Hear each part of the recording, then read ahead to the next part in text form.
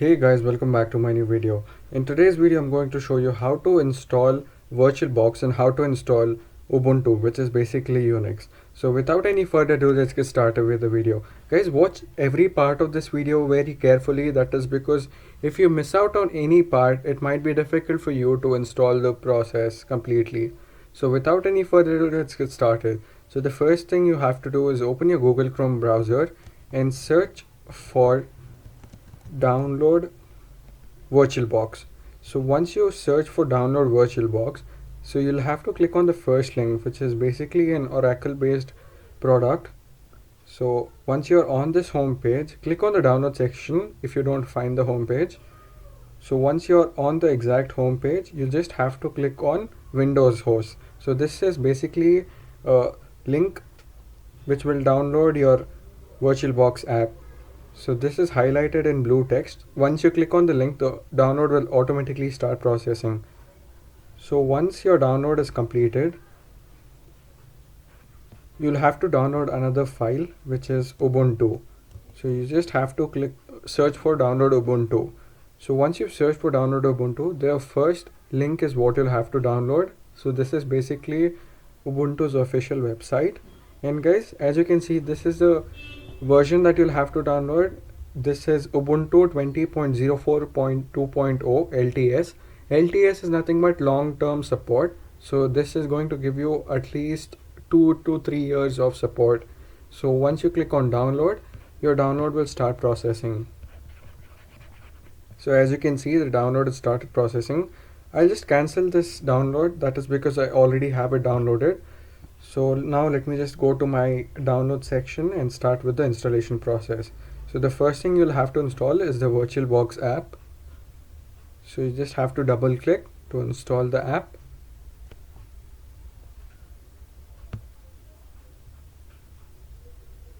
So as you can see, it says preparing to install. Click on next now. Click on next again. And here you can customize the settings if you want. And click on next again. So here you'll have to click on yes to proceed with the installation and click on install. So as you can see, click on yes now to allow the permission. So as you can see, the process is started. So let's wait for the process to complete.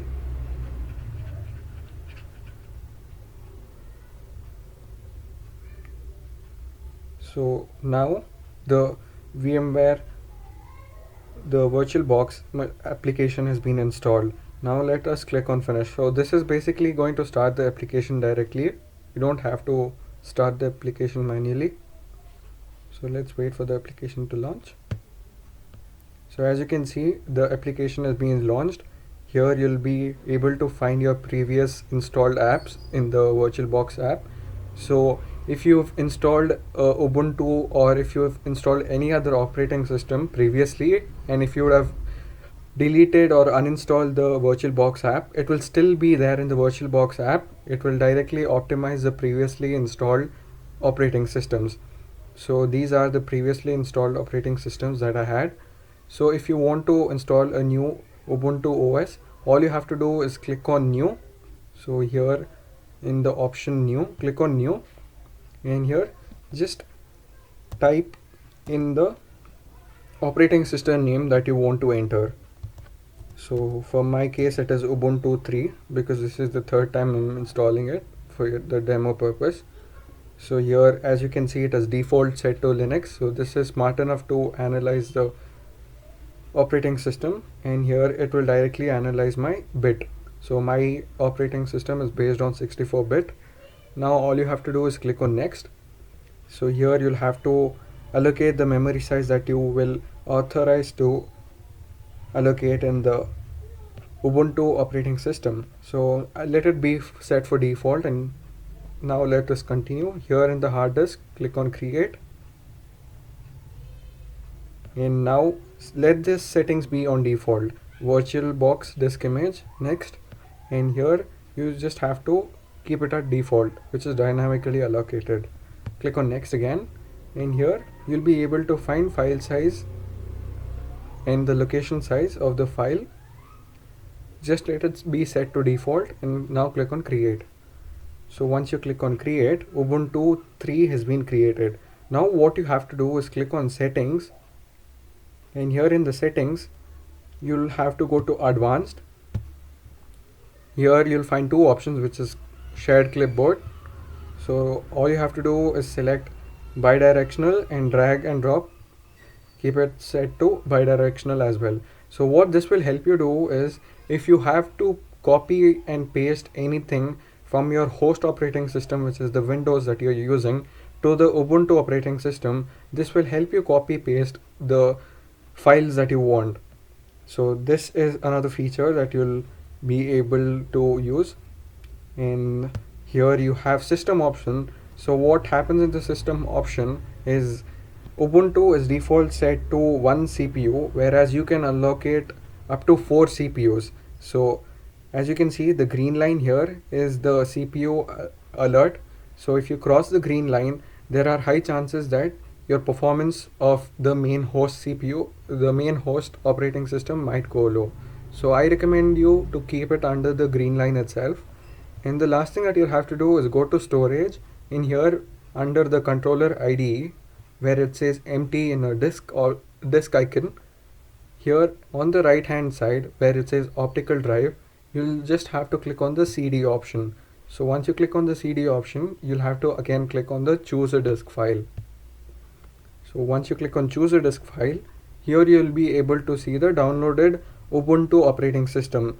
So this is basically a ISO file type. So once you click on the downloaded Ubuntu operating system, click on open. So once you click on open, this will basically open the Ubuntu operating system whenever you use it in the VirtualBox app. Click on OK now.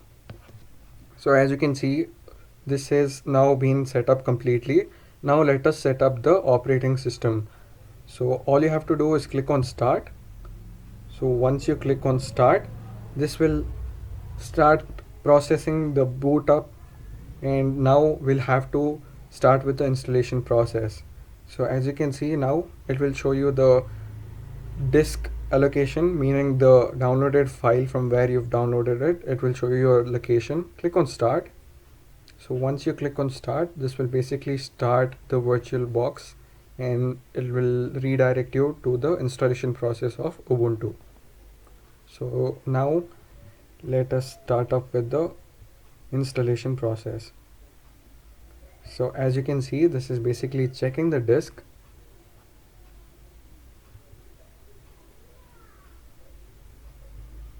So I'll just pause the video until the process is completed. I'll just pause the video.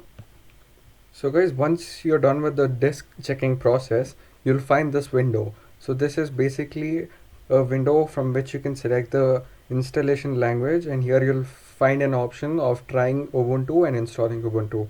You'll just have to click on install Ubuntu, and then once you're done with the install Ubuntu option, here it will show you your default keyboard language. So you just have to click on continue, and then once you're done clicking on continue, here it will show you the installation part. So if you want the normal installation, you can go with the normal installation, or if you want the minimal installation, which is basically web browser and basic utilities, you can click on it. And here I'll click on another option, which is install third-party softwares. So you can install third-party apps with this option. Click on continue once done.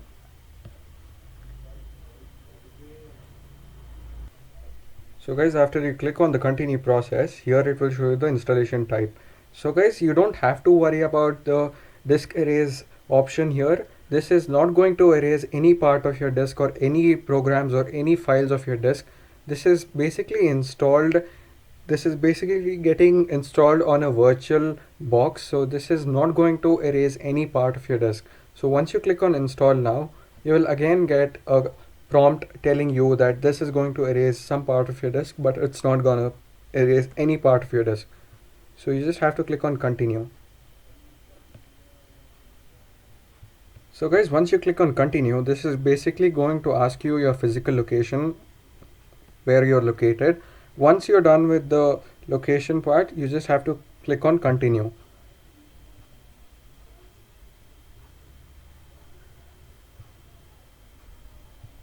So guys, once you click on continue, here it is going to ask your basic details such as your name.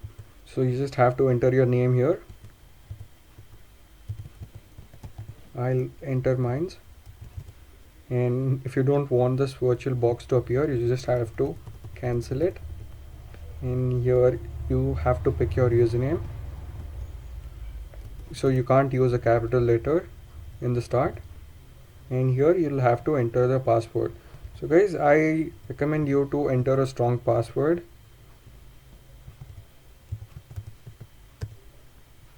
So here I'll click on login automatically option, and then I'll click on continue. So once I click on continue, the installation process will begin.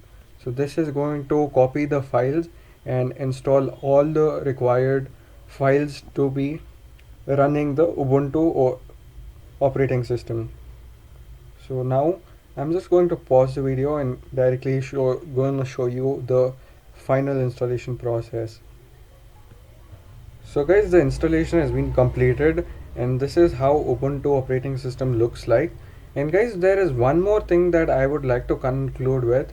So basically, not all the laptops or computers install Ubuntu operating system in a faster way. It takes across 5 to 10 minutes, even if it's slow, even if the components are not that high end. It takes around 5 to 10 minutes to at least install the operating system itself. So you'll have to be patient, guys.